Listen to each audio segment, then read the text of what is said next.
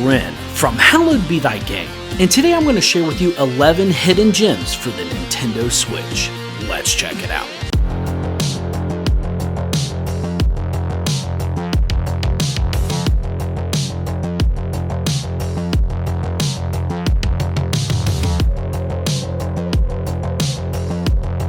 Welcome back to another episode of Hallowed Be Thy Game. Ren here, and I am so stoked to be sharing with you 11 hidden gems on the Nintendo Switch. Now, I want to start off by saying that for this list, I tried to genuinely pick games that I believe get barely any attention, and I want to state that there's a lot of games out there that I consider underrated, but they've grown in popularity so much, it's kind of hard for me to say they're truly hidden gems anymore.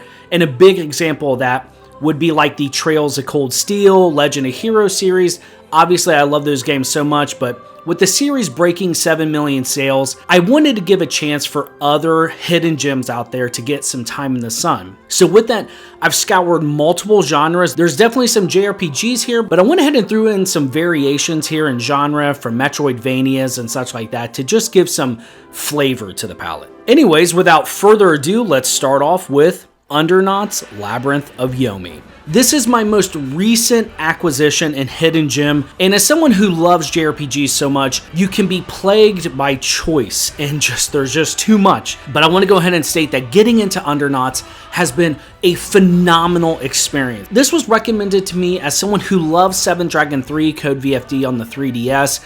It allows you to build your own party, but Undernauts has this excellent, dark, and eerie, almost like Lovecraftian unknown horror vibe.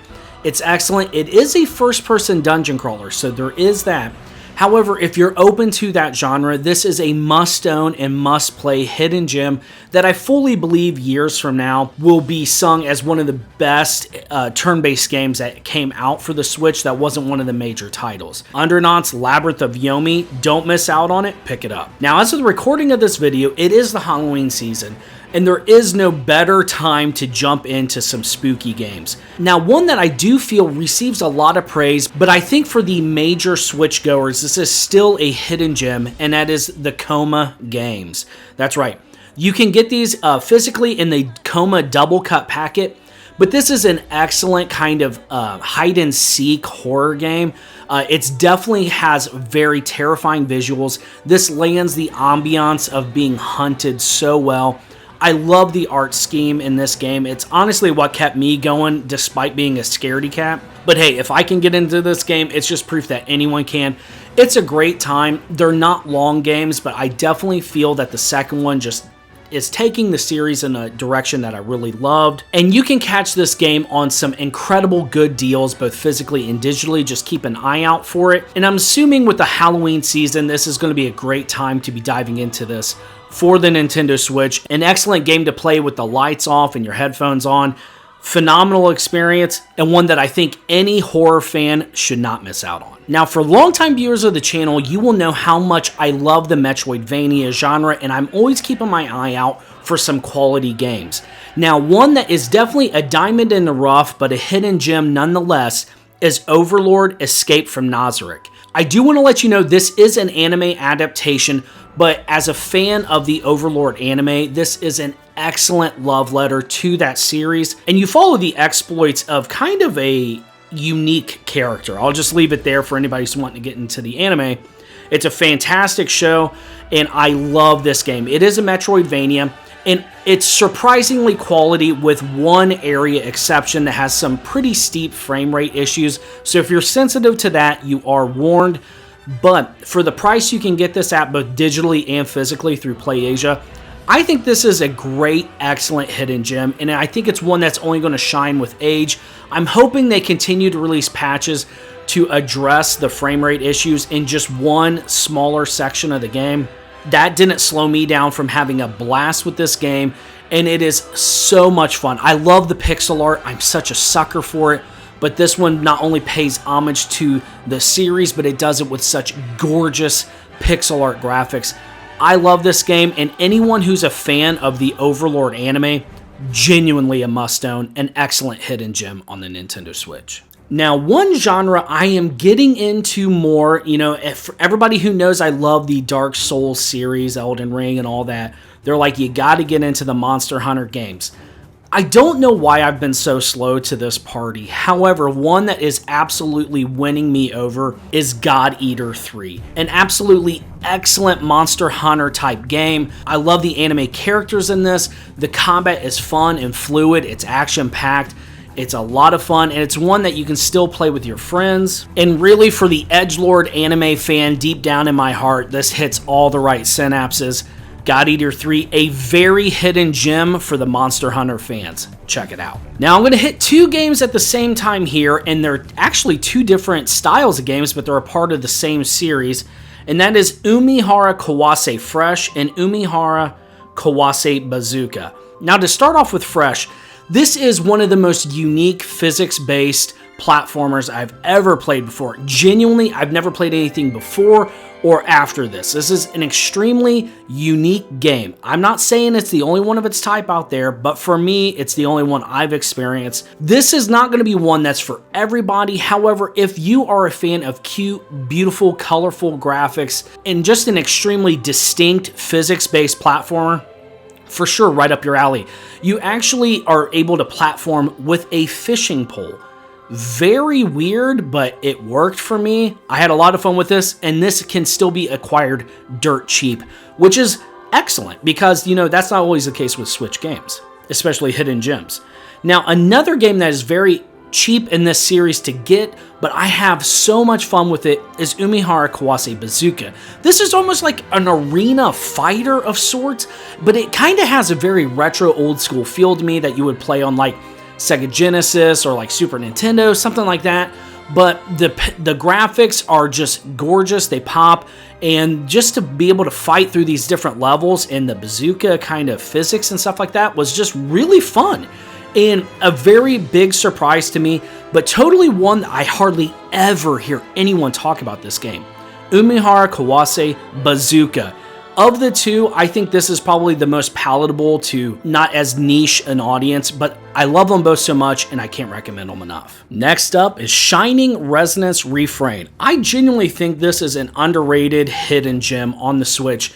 You have this gorgeous medieval fantasy setting, very unique kind of lore with the song magic. But what I really have found here is that the characters and the party interaction was extremely endearing to me. To be able to go out on these quests and fight these different dragons and such like that, it's just comfort food to me. Shining Resonance Refrain is genuinely what I would call a JRPG fan's comfort food. You have solid, serviceable combat and mechanics, which honestly, this combat system kind of, in a way, reminds me slightly of like Xenoblade 2. That's a little bit of a stretch, but just with the kind of the layout and just the way party interacts with different monsters and boss designs and mechanics, this is a more than serviceable JRPG that I know has some passionate fans, but it's still just in the hidden gem territory, and I feel that JRPG fans out there are doing themselves a disservice by not at least trying it. So definitely give this one a look if you're looking for some comfort food in the JRPG scene. Now, speaking of comfort food and nostalgia, we have I Am Setsuna. This at one time was not, I would call a hidden gem or underrated, but as the Switch has kind of progressed along, there has just been this mountain of content that you just are getting swamped by, and nobody talks about I Am Setsuna anymore. If you love Chrono Trigger and you're wanting to hit that Chrono Trigger feel in terms of dual tech attacks and such like that, the progression systems with learning abilities, I Am Setsuna is for you. It has a very unique soundtrack with an all-piano score. It has a gorgeous, lush, snowy environment with kind of a chibi setting of characters, which can be, not for everyone. I'll admit that. I wasn't a big fan of it at first, but it grew on me. The characters in the story are beautiful and endearing. It felt very real. It's a nice change of pace if you're kind of over the anime tropes that can kind of pervade the JRPG scene here. Hey, I love them too, but sometimes you want something to switch it up.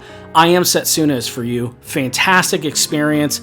and definitely one for Chrono Trigger fans. Next up, we have one of my most recent games that have just blew my mind, and I cannot believe it's not talked about more, is Fightin' Rage. If you love Street Fighter 4, heck, if you love the TMNT Shredder's Revenge games and all of those, and you're looking for something different and you're looking for something to hit that itch, Fightin' Rage is for you. If you hate anime games, do not be dissuaded by the over-the-top anime characters in this, because, God, I freaking love that. But this game is so fun. It's satisfying. Hitting combos in this, you know, fighting an annoying enemy and just pulverizing it to where it just friggin' explodes across the screen. You're like, oh my God, it's just so freaking good. Fightin' Rage hits that primal aspect of what beat-em-ups should be. It's a well-tuned game that has excellent and vast replayability with multiple endings and just being able to have character unlocks, skin unlocks. Fantastic. Genuinely, I'm not exaggerating here, one of my favorite beat-em-ups of all time.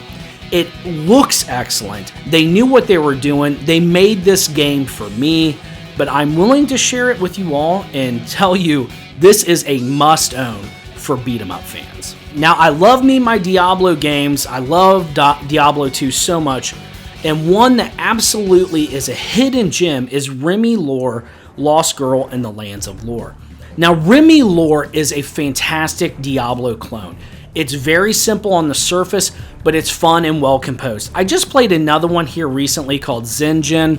I wanted to recommend it to you, but it's honestly lacking in a lot of the quality that Remilore has, and you can still get Remilore at a decent price. I'm sure keep an eye on it for it to go on sale, but Remilore is a fantastic Diablo clone.